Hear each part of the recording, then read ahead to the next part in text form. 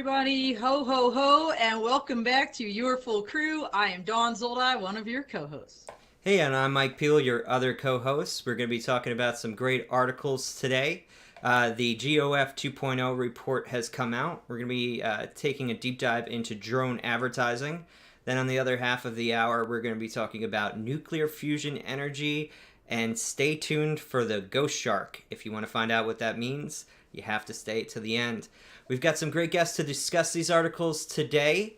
With us, we have Don Berchoff. So, Don, tell us a little bit about yourself. Hi, good morning, everyone, or wherever you are.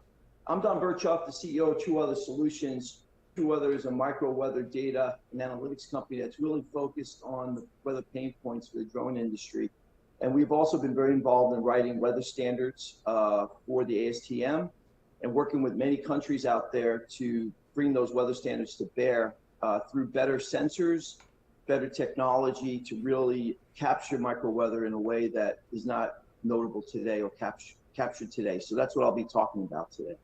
Well, you're a longtime friend of the show, all our shows actually, so happy to have you on. And we also have Tyler Dix. So Tyler, tell us a little bit about yourself. Good morning, afternoon, or evening, everyone. Nice to meet you all. My name is Tyler Dix. I'm a senior solutions architect with Airspace Link. I've been in the aviation industry my whole career, but focused on the drone space the last about 5 years or so. Happy to be here and representing Airspace Link. We're a service and data provider for UAS operators and local governments looking to scale drone operations in their communities. Really looking forward to having a chat with you all today. Yes, and us as well. And actually, you're first up. So you brought up this article about drone advertising, which is a phrase I haven't heard in a minute, but we have some friends in it. So tell us a little bit why you brought this up.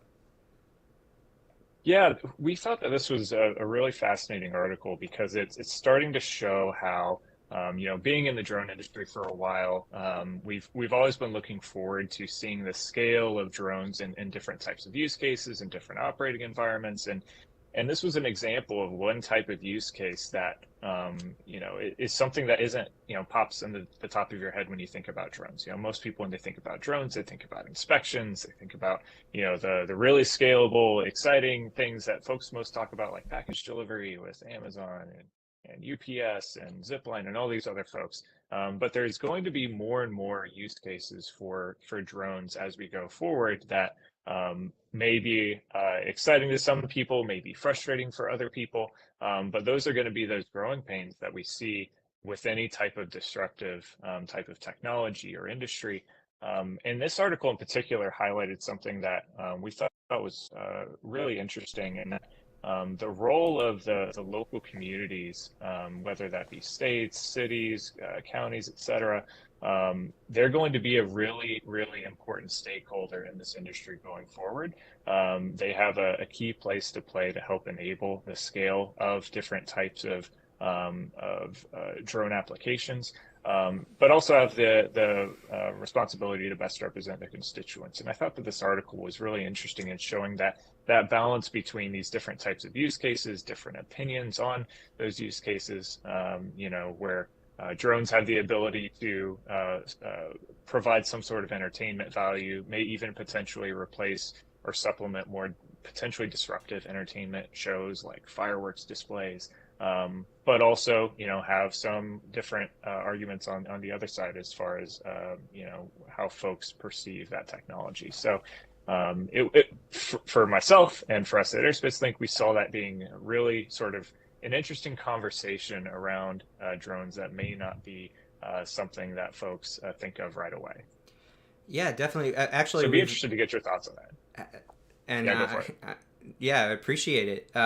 In fact, one of our friends who does drone advertising, Jamar Williams, is in the chat as promo drone. He says, "I'm so happy to see this conversation happening." So let's get the conversation going. Don, what do you think? Oh no, we know the applications and use cases for drones are going to transform our logistics and our economy. We just got to get these rules right in place. But I would say that as part of this community acceptance and as part of the success of rolling out this industry at scale, I'm always going to say that the long pole in the tent will be weather and weather information. And that really drives ground risk and drives risk of operation. And today, we see about 30% of manned aviation canceled or delayed due to weather that could have flown. So I focus on people are going to work, thinking about community engagement. They're going to be concerned about safety. We've got to, show them that we're building weather resilient systems in these communities to demonstrate that we can operate in these different conditions and it will be safe. And so that's always going to be my pitch, but I'm excited about this industry. I want to jump in next if I can, because this article, Tyler, it frightened me, honestly, because as an attorney, right, I start seeing, oh, look, now the New York senator is talking about having a law to ban, quote unquote, drone-based advertising, right? This article lists a whole host of things, local restrictions on billboards and quote unquote aerial advertising. 4 states, Alaska, Hawaii, Maine, Vermont, have all banned these things. Cities like Houston, LA, St. Paul, Minnesota, Kansas City, Missouri have limited new billboard construction, and other cities like San Francisco, Austin, and Nashville considering bans on aerial advertising and things like that, but haven't. Okay, so I never in my brain associated drone light shows with aerial advertising. This one with Candy Crush in the sky for the first time, I think, is where now they're conflating this issue of drone displays, drone aerial advertising, and billboards. Like, are they the same? I mean, what really makes me nervous is people start legislating things they don't understand. Let's take Promo Drone as an example, right? So Jamar was on our Full Tilt. He was a sponsor of the show. He was on it before. So he's got a drone that flies with a digital display. Well, their focus now is on public safety. Okay, so you write a law that talks about we're going to ban digital displays.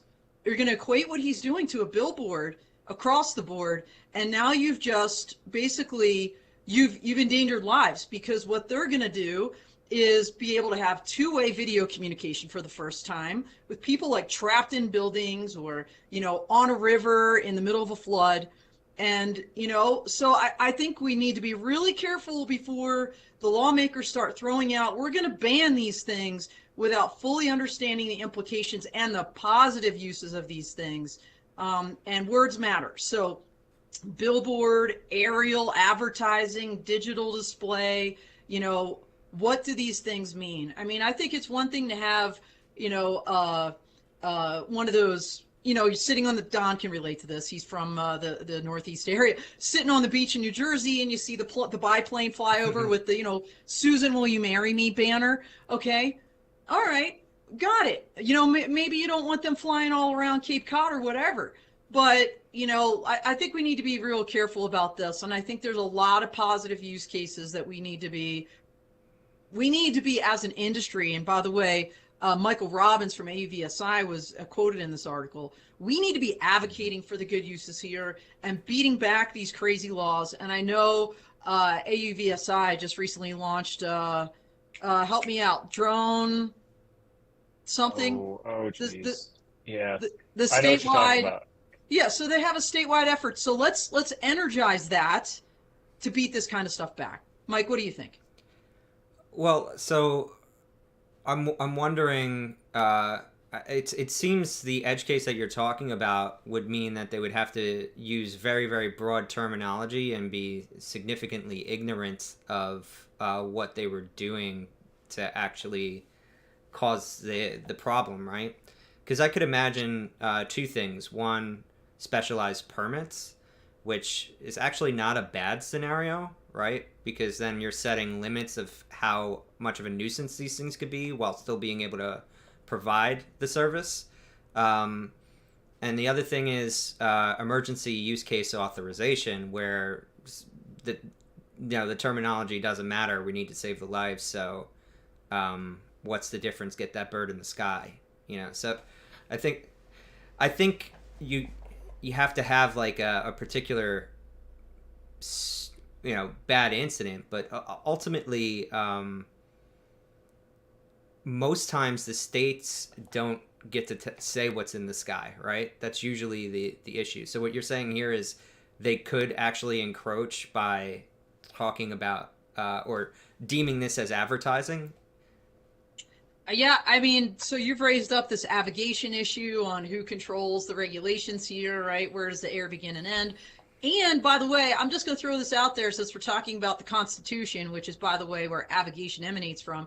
Let's talk about the First Amendment for a second, right? So if we're going to ban certain types of speech, like advertising versus other forms of speech, that is almost like a per se, right, issue where you're going to have to get strict scrutiny in the courts if it's ever challenged. But I love to hear Tyler's thoughts. Back to Tyler to wrap this up for us.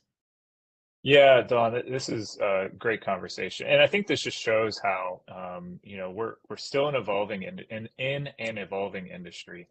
There's some really interesting conversations that are taking place. I get the yeah, my role, part of my role as a solutions architect is I'm communicating with all different types of folks within our organization. So I have to sort of be that intermediary between a lot of different folks. And so I get the thoughts from people where, the internet is built on top of advertising. We see advertising everywhere. And if all of a sudden advertising is now everywhere in the sky, there's no way to get away from it. Like a lot of folks, when they think about this new type of technology, they get kind of dystopian. And I push back on that a little bit. I think there's a lot of positive opportunity here. And so there's a conversation to be had there. But to kind of the final point I want to make, which I'm really glad you brought up, AUVSI's, they're drone prepared, I believe is the program that they're developing. And Airspace Link is a proud supporter of that program and helping AUVSI with engaging state and local governments in the industry, helping them progress upon sort of the levels of maturity in this industry where a lot of communities out there have no idea about drones. They don't understand, the regulations, the technology, but they want to. And so we're happy to partner with those communities to be able to get them engaged and help understand how this technology can be of great benefit for them, and help them deal with some of these conversations, the challenging conversations sometimes around the different types of use cases, and to give them the tools that they can have to succeed. So really excited to have this conversation and look forward to some of the other ones that we're having today. Yeah, absolutely. Advocacy matters, right? So that's how we get to the best possible answer for all the stakeholders. All right, Don, you're up. We've got this GOF 2.0 report. So this is about U-Space, so the other side of the pond, as they say. What's going on? Well, this Gulf of Finland 2.0 was basically a kind of like a NASA national campaign challenge in the area of Finland, including 4 countries.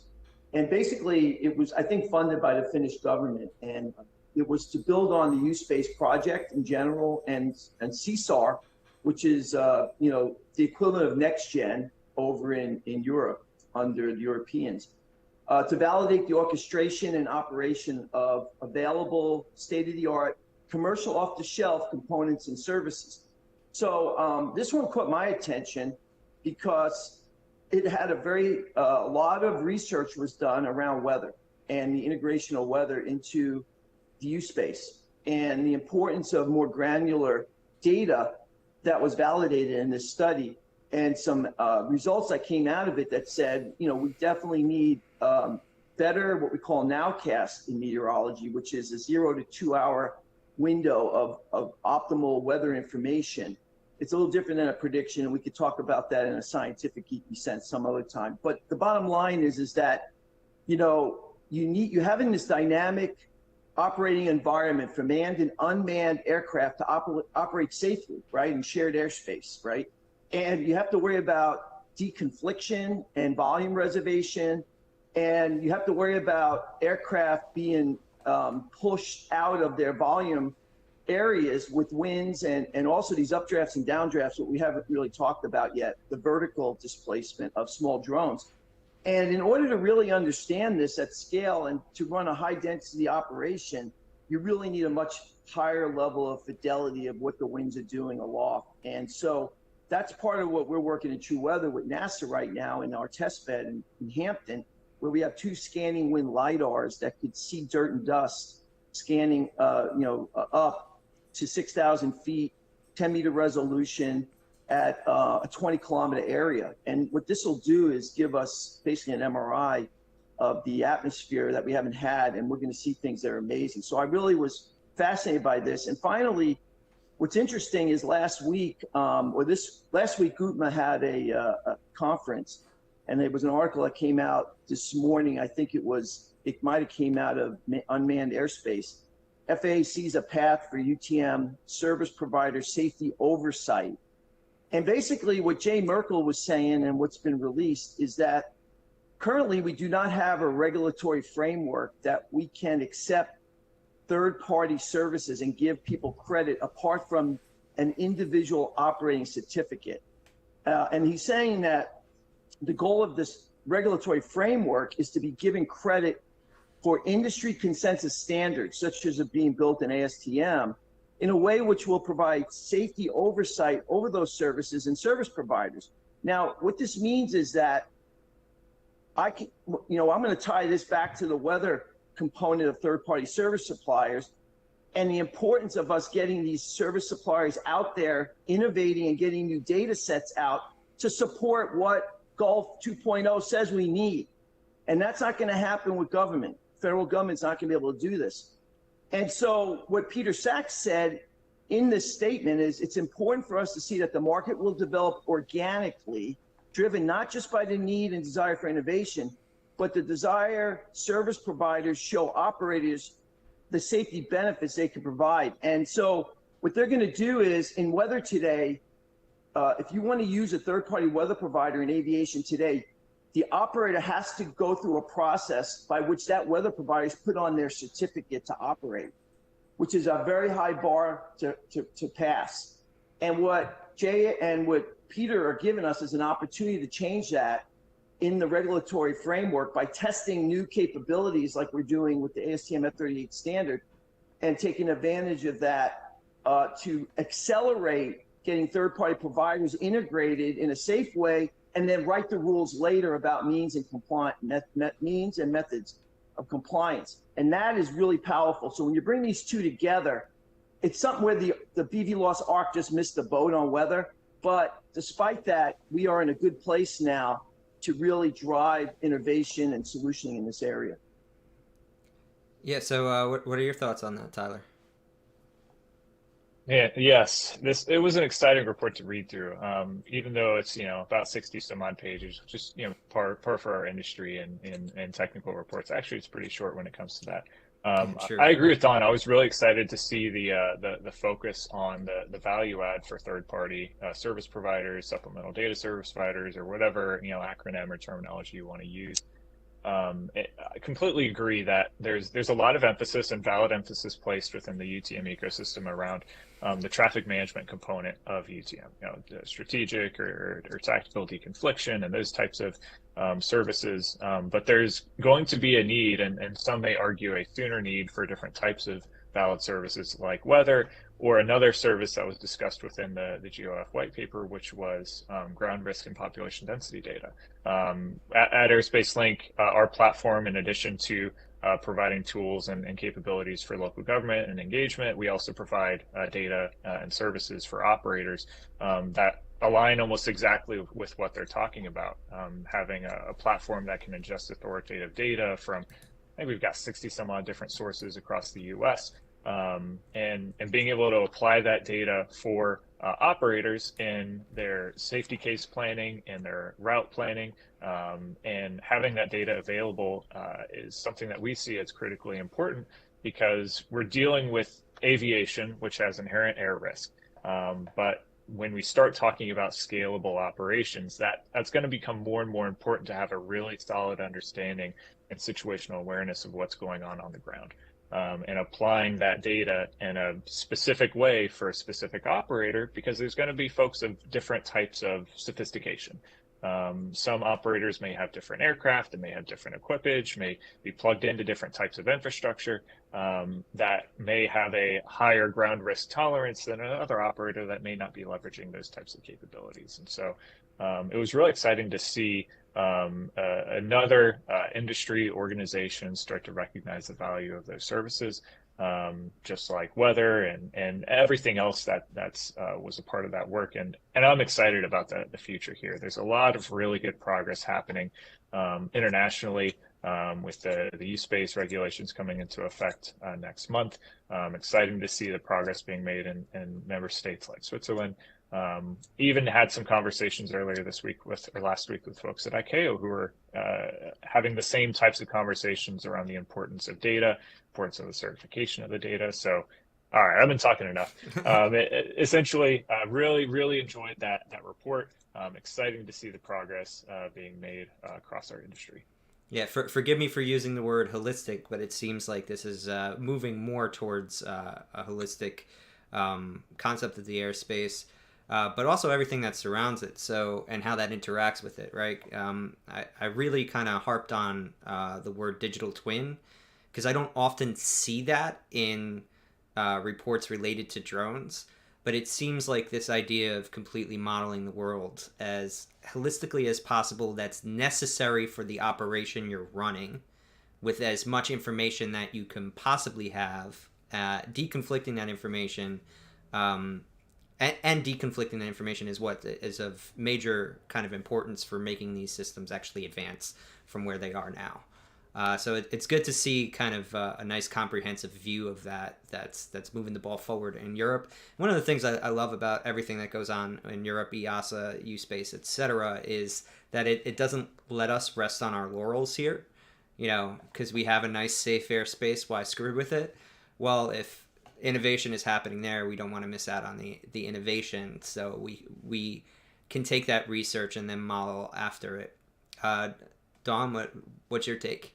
Look, I've been following the golf trials from the very inception. I wrote articles for Drone Life. I don't even remember if I did one for Forbes on this or not. But, Thomas Neubauer, Demeter, Airborne RF, and some of the standards that he's been behind, the integration, this is hugely important. And what I love is that they're doing it, like I think we're doing it here, right? So I think NASA has been working with some folks, but what I love about this, Mike, is the transparency, because I'm not seeing like 60+ page reports out of like, hey, here's what we found during our whatever, right? I mean, even like for the IPP and beyond, right? There was like a little video, like, hey, everybody, this is like what we did. And it was very high level, glossed over the information. I mean, this is brass tacks stuff. I mean, they have charts in here. I love their little quad charts for every particular area, from the operator perspective, from the SDSP perspective, from the USS perspective. And then like, hey, and here's a whole bunch of stuff that we learned, and here's what we still need to tackle. Like, just it's crystal clear, where someone like Tyler, someone like Don could read this, or even someone like me, who I'm not an engineer. I could read this report and understand clearly what they're saying and what they found and where we still need to go. And I wish I could see a little bit more of that, frankly, on this side of the pond. But I love what they're doing, and I think they're pushing the whole industry forward globally by this work. Yeah, I just want to say, for whatever reason, the European reports are clearer to read in this domain. That is very true. Maybe it's like because they have to write for separate languages so that it's like agreed upon, like this makes sense. But yeah, some of the... That may be the case. Yeah, because some of the United States stuff is so hard to like get through the jargon, it just makes it impossible to kind of understand in human readable terms, as they say. Don, final words on having. Oh no, Tyler, if you want to let Tyler go, and then we'll let Don. I was just gonna say I agree. I think the FAA is doing pretty good work on this topic. Having participated in the UPPs, IPPs in the past, they are much more technical. I think due to their sort of research-y nature, as opposed to it seems like it's meant for an academic audience. Mm-hmm. And probably will be the same as we go through the UTM field test or field trial program they're going through right now, and Airspace Link is supporting that. In addition, I think a lot of other partners in the industry. So I'll hand it back over to Don to wrap it up. Well, I'm enjoying this conversation because I was in government for 28 years, science and technology director at the Weather Service, and we just can't communicate. I mean, we can't communicate weather. I mean, we're just terrible at communicating the science and the technology and explaining the impacts. And so you're right, the Europeans seem to do a lot better job of distilling and communicating. That being said, you know, we take advantage of everything, right? So there is an important science and engineering side to this whole thing that we have to understand. And there's an important understanding that we have to learn how to communicate this to people. So I like taking both of both worlds, which is why I combined them today, right? And on the ground risk side, you know, basically this whole idea of safety and flight and weather is so critical, because what we're doing with the weather standard is we're going to have tiered services, data performance standard, which means you can use any weather data that's been quantified and validated for a certain level of accuracy. And even if it's not 100% perfect, like an ASOS or a METAR, it doesn't matter. You can use it based on your risk profile. And so when you talked about these the ground population and density, that's exactly what the plan is, right? You know that if you're flying a pizza over Kansas, you don't need the same fidelity of weather information because the ground risk is lower.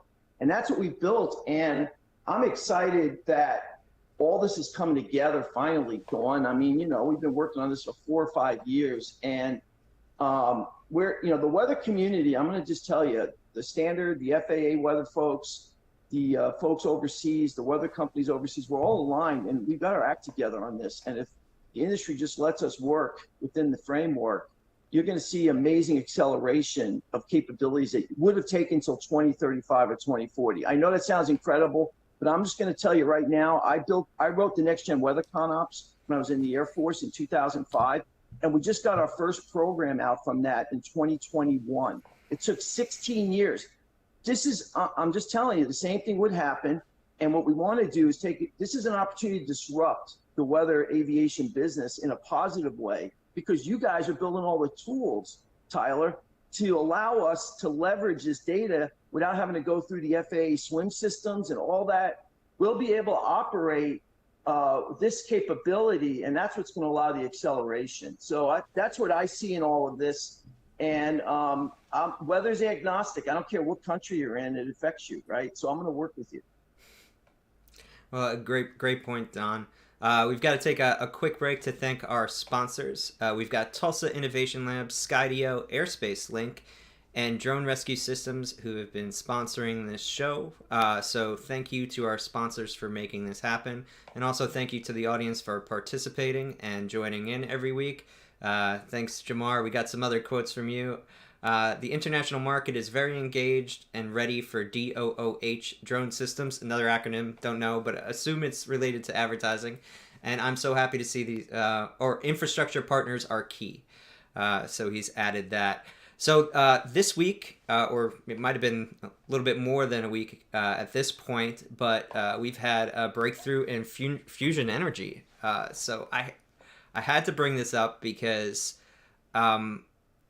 one of the most interesting aspects of it to me was it was done by a government entity rather than the private sector, which is, you know, in America, not what we're used to. Most of the innovation does come from the private sector because, or where of the way things are funded and the rapid ability of very talented people to get direction, but also respond to market forces. But certain things are very, very hard because, let's face it, if you're developing a fusion reactor, it's not like you're creating one iteration and then it goes to market and it gives you audience feedback and you iterate from there.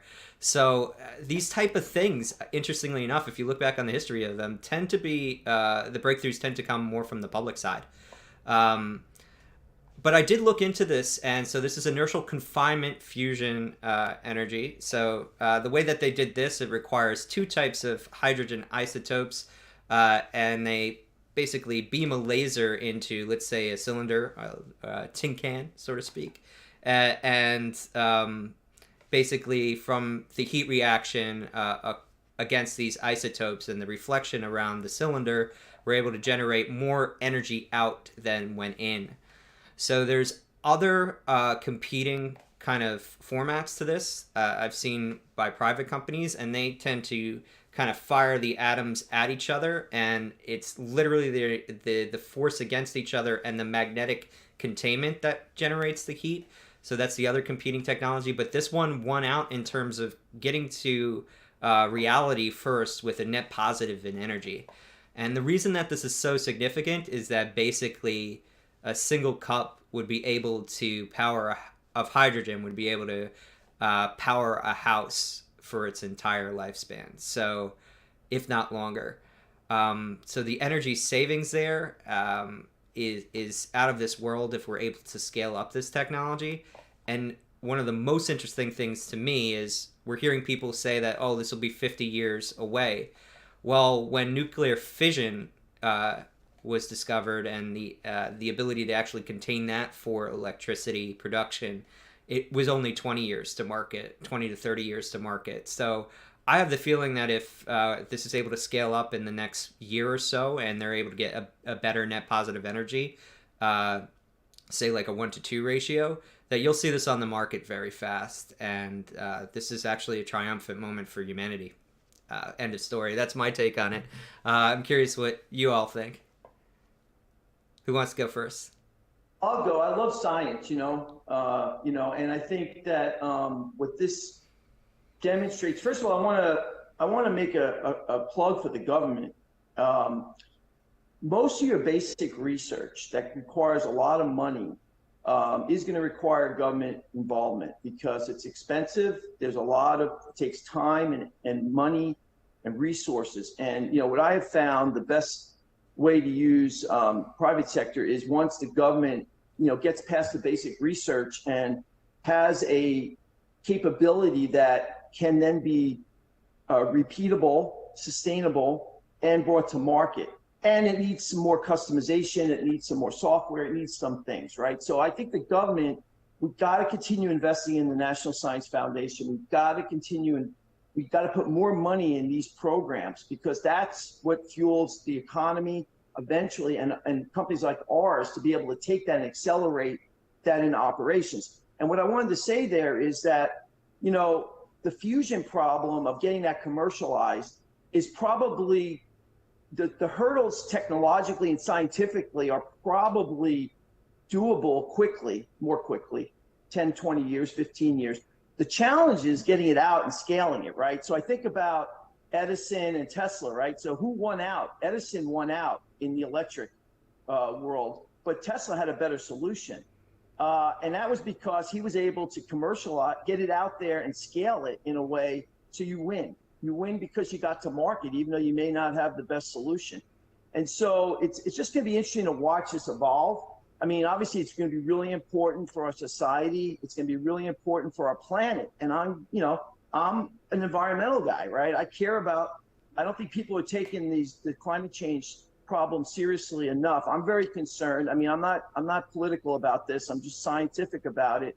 And the facts are the facts. And, we're starting to see, and I don't want to make this, it's not political, but we're starting to see the effects of things that I grew up in 1960s and 70s. I'm watching the weather change, and I used to take really close logs of that when I was a kid. And I'm seeing, I get frustrated because I can't get a snowstorm anymore on the East Coast, right? Now, that's a personal, emotional problem, but it has to do with this whole changing climate. So we need to get these kind of technologies out so we get back to an equilibrium. And that's what I'm rooting for. Yeah, you combine this with battery storage capability, which has only gotten better. And there's, even outside of the liquid battery types, there's solid battery types now, or dry battery types too. And you combine that with energy that is able, that's carbon neutral. So you have energy creation that's carbon neutral, and then energy storage that is only impactful at its first extraction.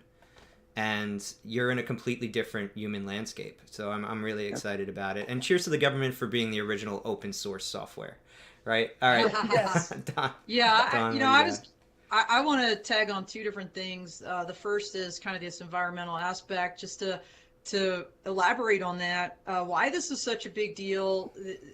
These reactions emit zero carbon, and they produce no long-lived radioactive waste. That's why this is so significant. The quote in the article, not only game-changing, but quote, fusion has the potential to lift more citizens of the world out of poverty than anything since the invention of fire.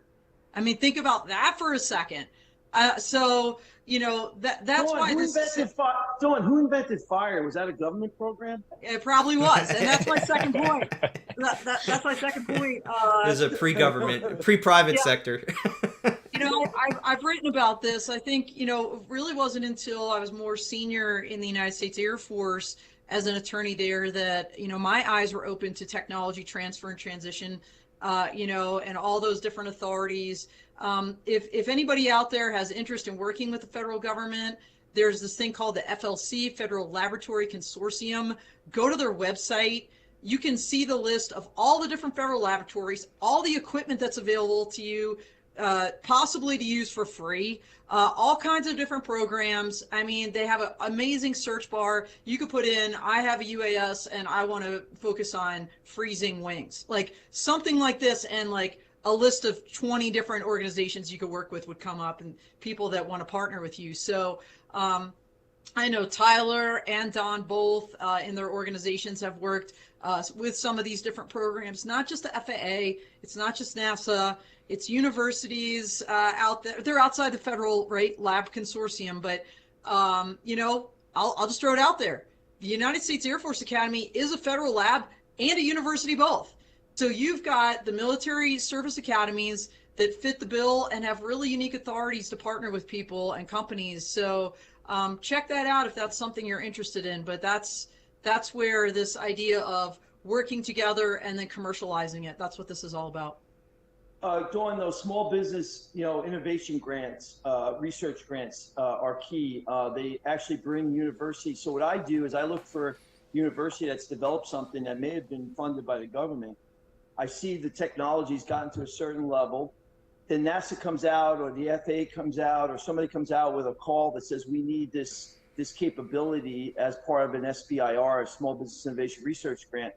And as long as you're less than 50% owned by a VC, you can apply for these, and they will help you accelerate getting something out of a lab that may take years otherwise. And it also is like a little mini VC fund for your company, because it's not equity money, and they don't keep your IP. Your IP is your IP. When you do an SBIR, you just got to be careful about how you write, the data rights and stuff, but it's not IP, it's your IP. So you got to take advantage of these programs.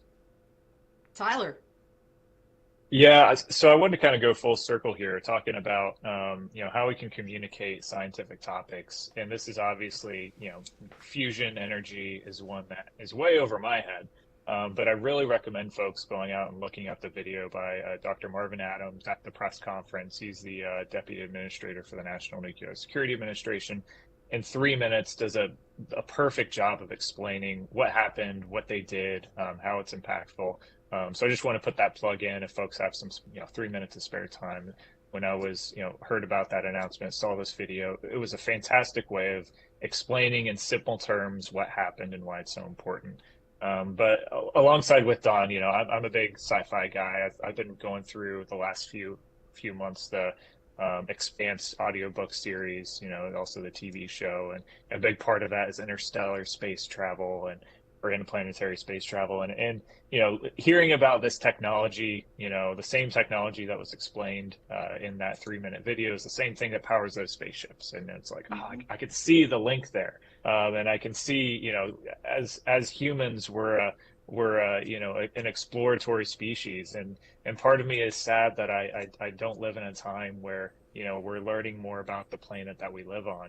Basically, all of Earth is. I can bring up Google Earth and zoom in at all these different places, and there's no real unexplored locations. And to think that we're getting, closer, maybe in my lifetime, probably not, but maybe, the next generation, that they're in a position where, based on the great work that the scientists and engineers and researchers, all the work that they've been doing can be applied to, that next stage of humanity, which really, really excites me.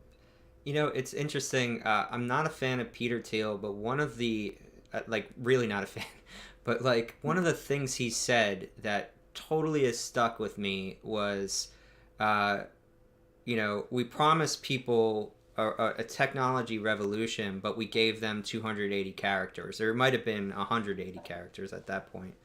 And that's very, very true. A lot of the technological kind of innovation of the last 20 years, 30 years, that's outside of the iPhone, I don't think we focused enough on hardware. And these important things that actually bring the species forward. So I'm excited to see an announcement like this. I almost forgot what it was like to hear one, because the last one I can remember was probably when I was a kid in the early 80s or late 80s or early 90s. So this was the feel-good kind of scientific reveal of the season. So I was excited to hear about it.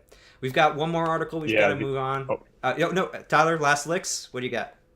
No, I was just going to say, as an engineer, you tend to be a little bit of a pessimist. And so there's always that thought in my mind that's like, well, now there's all of a sudden infinite energy. Energy can be for great things. It could also be used for not so great things. So excited to hear that there are folks within the government that are focusing on not only the positive impacts of the technology, but also mitigating the risks. So that's the only other comment I wanted. Yeah, well, we'll be like rich, drunken teenagers with our energy now. We'll see what happens. But anyway, what could go wrong there? What could go wrong there? Yeah, what could possibly go wrong, like harnessing the energy of the sun? I can't think of anything that could possibly go wrong. We'll infinitely power our AI that enslaves us with it. So anyway, moving on next. That's another whole. We should do an hour on the AI. We've done many hours all season, my friend. Yep. All right, we got one last article. This one is from Dawn. So all right. Tell us about what's going on in the Australian. Sure. First of all, love the name Ghost Shark. They just came up with this thing. I picked this for a number of reasons, and there's a lot of actually connections to what Tyler said earlier, because Tyler, I think you said there's not too many places that are unexplored on the earth, and I believe the oceans are not quite explored. I visited Woods Hole, which is a huge R&D hub up there in Massachusetts, and got the tours of some of these facilities, and it was really eye-opening to me. But this thing is a prototype drone submarine for military purposes that this company named Anduril created for Australia. It's a $140 million system. It's the first of 3 that they're under contract to do. The name is a little nod to the Ghost Bat, which was Boeing. It's their MQ-28 drone, in the air, UAV, that's going to be operating alongside fighter jets there in Australia. So you got your Ghost Bat, your Ghost Shark. What I underline in my notes here, quote, new autonomous and unmanned weapon. And the reason why I underline that is because we've been talking about killer robots forever, right? We're, the drone dogs and like the weaponization, and then, the non-weaponization of them in San Francisco, and open letters about we shouldn't be weaponizing robots, all of this. And, in the military, that's what we do. Don knows, he's a retired colonel, but, there's always a human in the loop. And this article seemed to indicate that this thing is going to be swimming around, conducting missions for up to 10 days along the seafloor at up to 6,000 meters deep, possibly autonomously. Not clear about the human in the loop. In fact, at the end, they talked about how this was so great because instead of having humans on board that you have to protect, you can fill this thing up with sensors and weapons, all right? And then it's almost like, and we're going to make the regulations up as we go.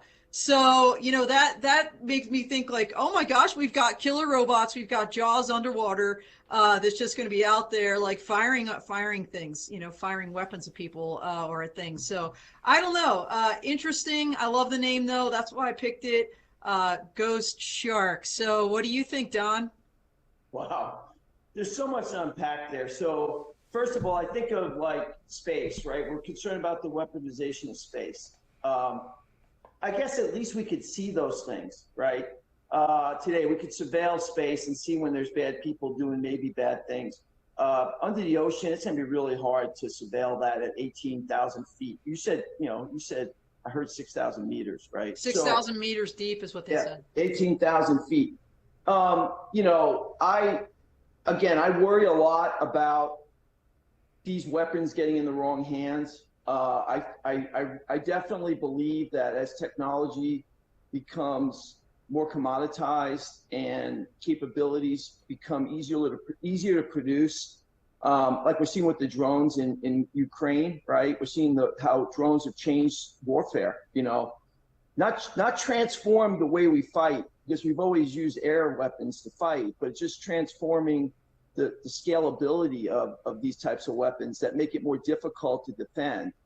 I worry again about this. Now, the other side of it too is the AI and MI side, right? Machine learning side, which, you know, that's something else that, again, I've always said bad people are just sitting there. All right, you're gonna love this. So my analogy is, when these technologies come out, there's bad people. All they do all day is try to figure out how to beat them. They don't have jobs like me and you. They don't have families. They don't, you know, all they do is they're like your kids, you know, like, like when you go to work and your kids are all day scheming, when you come home and they got you, and then you always end with, because I said so. Why do you do that? Because you don't have time. They're actually outsmarting you. You don't have time to have a logical argument.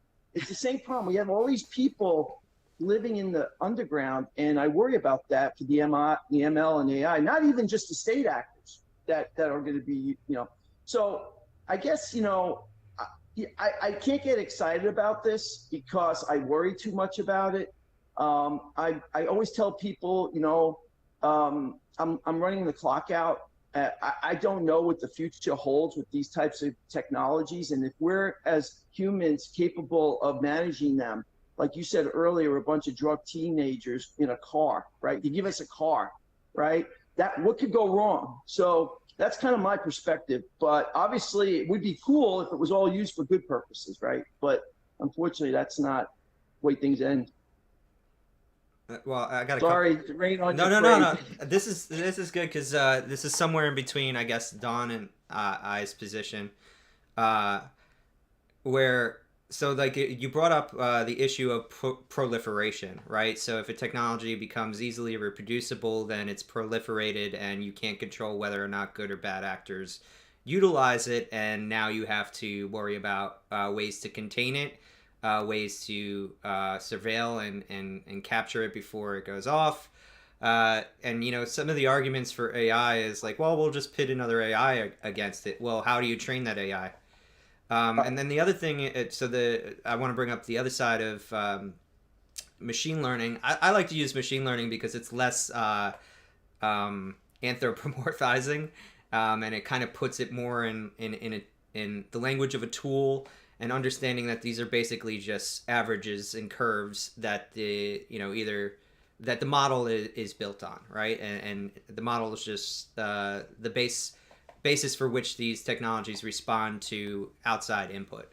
And so the thing for me there is, how reliable are those systems? Because it's very often for private companies who are selling into a government contract to overstate how reliable they are. A great example, we brought Absolutely. up ChatGPT a couple weeks ago, and I've come up with some really clever uses of it that we're going to integrate into how we take notes, how we write descriptions. But I'll tell you, the answers that I get out of that thing are so non-deterministic and unreliable that I can't use it to help me program like everybody is saying it's good for. It's actually not, because I get the wrong answer 3 out of 4 times, and I've wasted time now that I could have been looking at the documentation. It's good for correcting code that I already give it, but it has its limits, right? So that's the other thing, is we can overstate how aware and capable these systems are, and then we kind of just put them out into the world, and they just become these infinite garbage factories that we have limited control over. So Tyler, what's your take? Yeah, so I began my career on the military side as a student researcher with the United States Air Force. So I have a deep appreciation for the thousands of men and women that help keep us safe. And I recognize the fact that we do live in an imperfect world, and there are bad people out there, and we need to have the right tools to be able to keep ourselves and our communities and our countries and our world safe. And there's always that balance between technology and the applicability of that technology and the unknown ways in which that may be applied. And I do see, having worked in the aviation sector, a large amount of the progress that's happened in the aviation sector over the last 100 years has been driven by military innovation. And so I'm excited always to hear about new technology and how that could be applied to the commercial sector, because that's where my passion is really how we can apply this technology in ways that's accessible by the average Joe or by the folks in our communities. And so seeing how uncrewed technologies can be applied to that for you see that in the drones for good type of applications is where my passion lies. As far as this specific use case, it's interesting. I personally am a little, I'm not as educated when it comes to the underwater applications of UAs. And so, and I agree with Don that the underwater oceans and everywhere else is definitely an underexplored location. However, it's a little hard for me to walk on the ocean floor, so I get a little bit more excited about the places that I could, theorize myself being. So when it comes to this specific application, I don't have a whole lot of like new groundbreaking things to say. Just the fact that it's there's always new ways in which we find ourselves applying our human intellect, and hopefully most of those ways are going to drive our progress forward within our species, I suppose. Yeah, just to kind of wrap, to bring it back to where we started a little bit also, this could be used in a different format, right, to do that kind of research that we're talking about. So I think there are a lot of potential commercial use cases for this, and that's kind of what they're talking about here. Almost like we'll do this first in the military, and then we'll figure this out through the regulatory system. And I think the quote here is, with this disruptive technology, particularly with the AI, how do we commercially do it? So, they're already thinking about like those commercial applications. I think, the name is cool, Go Shark. There was some joking, depends on how you view this joking, but an admiral, as he's like announcing this thing, saying, hey, we hope our enemies start hearing the Jaws theme when they see this thing coming, and I'm just like, okay.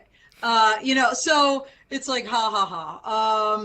But I think, but seriously, this idea of what should the policy be for autonomous weapons, even on the military side. I know the DoD has been very forward leaning when it comes to artificial intelligence and always having a human in the loop. And just to see this kind of quote, new autonomous unmanned weapon language in the art, maybe it's inaccurate, maybe there will be a human in the loop. It wasn't explained, and they're purposefully, I think, being cagey about it because they didn't want to reveal like TTPs or tactics, techniques, and procedures or capabilities here. But unleashing the unwater, drone shark without a human in the loop would cause me concern. So, Don, you had your hand up. Yeah. Well, unfortunately, we have to do this kind of research for the military. We have to, because if we don't do it, somebody else will, and we need to make sure we stay ahead of the bad guys. All I'm saying, and there's a lot of good here. Like the ocean is the most undersensed environment we have. I talk about gaps in the air, right? In the ocean, if we could get better temperatures, like with these types of devices, if we understand how the Gulf Stream is flowing and all these things, this is the way to get the data we need to improve our models. Believe it or not, the ocean is a major driver of our atmospheric processes, and we really, some of our inaccuracy has to do with the fact that we can't measure the ocean temperature and things like salinity and things like that like we need to. So I was negative about my concerns, but I'm very positive about what it could do for other use cases that are not nefarious. Hey, Don, it sounds like you need to be calling Andrew and saying, hey, I've got some weather sensors we need to be slapping in there. I got one quick Mike, question for you, Don, because I think there's one of the things that I was actually really impressed with this is this seems like a great use of defense, like creating technology for the specific purpose of defense, right? Like this is a huge geopolitical flex if we think in terms of it being in Australia and concerns about what China can do in the region if relations break down. So on that front, do you feel like this is a true like disruptive defense move? Because to me, that was the sense I got as somebody who's kind of naive to more military issues. No, Yeah. no, it definitely is. If you think about the South China Sea, and you think about the development of these islands that China's claiming as their territorial areas. I mean, China is trying to build their outer perimeter defense, claiming that those are their islands. And then you got, the logistics and the shipping that has to go through the straits along the coast. This is a big geopolitical play, and there's no doubt that Australia is worried about China and what they could do to cut off their line of logistics flow, which can totally smother their economy. A lot of stuff goes to China, by the way, from Australia. There's a lot of mining that goes on, and iron ore and stuff like that. So, by the way, I did go to National War College, so I didn't just stay at the Holiday Inn Express last night. I studied this stuff. And the bottom line is that, yes, Australia is doing what they have to do to counter what they see as an emerging threat. And let's face it, the only way you keep people behaving is if you have a deterrence that tells them... Deterrence was the word I was looking for. Me, I'm going to have to screw with you. Of course, I'm okay with national governments having this kind of technology as long as it doesn't become an offensive weapon necessarily. But I do worry about commercial entities getting it, terrorists getting it, things like that. Because you can imagine, I think, coming in into New York Harbor and just coming in and sitting right underneath, the Intrepid on the Hudson River and blowing, a hole in the bottom of that thing. Yeah.